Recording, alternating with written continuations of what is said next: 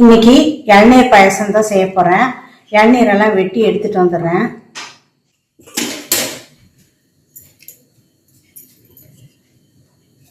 இரநூறு ml பால் ஊற்றிருக்கிறேன். 2 tumbler பால். இது பாதி ஆகணும், பாதியாக சுண்டணும். அது வரைக்கும் காஞ்சிட்டு இருக்கட்டும் பால்.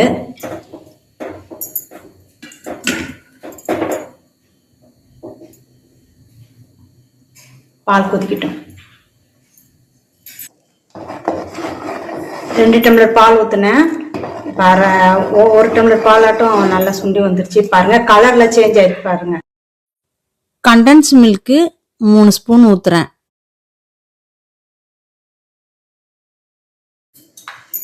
கண்டன்ஸ் மில்க்ல சுகர் இருக்குது, பாலில் வேற லைட்டா சுகர் இருக்கும், அப்புறம் இளநீர்ல கொஞ்சம் இனிப்பு இருக்கும். அதனால இனிப்பு வந்து பார்த்து அளவா போட்டுக்காங்க.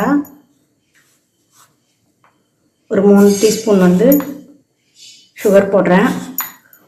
போதும், கம்மியாக தான் இருக்கணும். வேணுங்கிறவங்க சுகர் செக் பண்ணி போட்டுக்கோங்க கடைசியில்.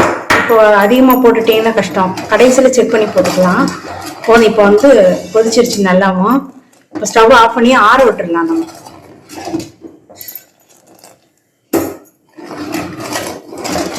நல்லா ஆறட்டும்.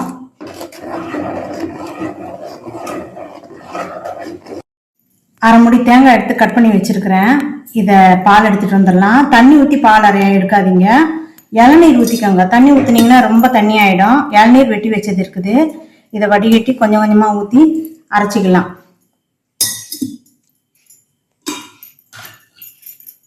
தேங்காயில் இருக்கிற வழுக்கையை தான் எடுத்து கட் பண்ணணும்.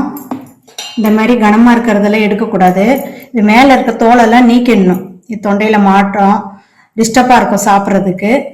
இதை தோலெல்லாம் நீக்கிட்டு வழுக்க மட்டும்தான் போகணும். இந்த தேங்காய், இந்த மாதிரி தேங்காய் இருக்கிறத யூஸ் பண்ணக்கூடாது. இந்த மாதிரி வழுக்கையா இருக்கிறது தான் யூஸ் பண்ணணும். இதை நல்லா பொடிசா நறுக்கிக்கணும். இது மிக்சியில எல்லாம் போடாதீங்க, மிக்சியில போட்டீங்கன்னா டேஸ்ட் மாறிடும்.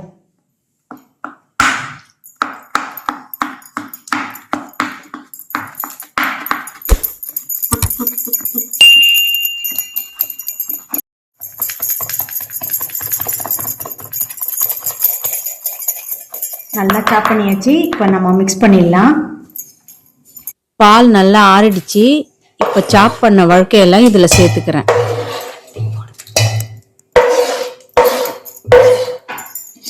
அரை முடி தேங்காயால் இளநீரை ஊற்றி தான் பால் எடுத்து வச்சிருக்கிறேன். இதை எடுத்து ஊற்றிடுறேன். இதில்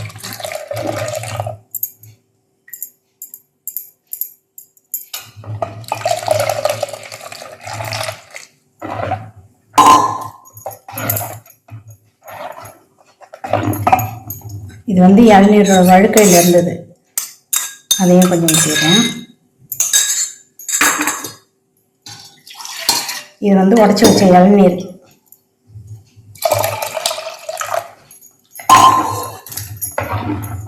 இது வந்து ஏலக்காய் பொடி சிட்டிகை தான் போடணும். நிறைய போட்டிங்கன்னா ஏலக்காய் வாசனை வந்துடும், இளநீரோட வாசனை வராது.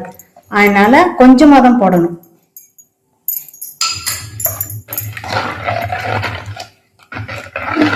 இந்த நேரத்தில் உங்களுக்கு சுகர் எவ்வளோ வேணுமோ கூட்டியோ குறைச்சியோ அவங்கவுங்க விருப்பத்துக்கு ஏற்ற மாதிரி போட்டுக்கோங்க. இளநீர் பாயாசம் ரெடி. நீங்களும் செஞ்சு பார்த்துட்டு உங்களுடைய கருத்துக்களை சொல்லுங்க. ஆரோக்கியமான உணவு, ஆனந்தமான வாழ்வு.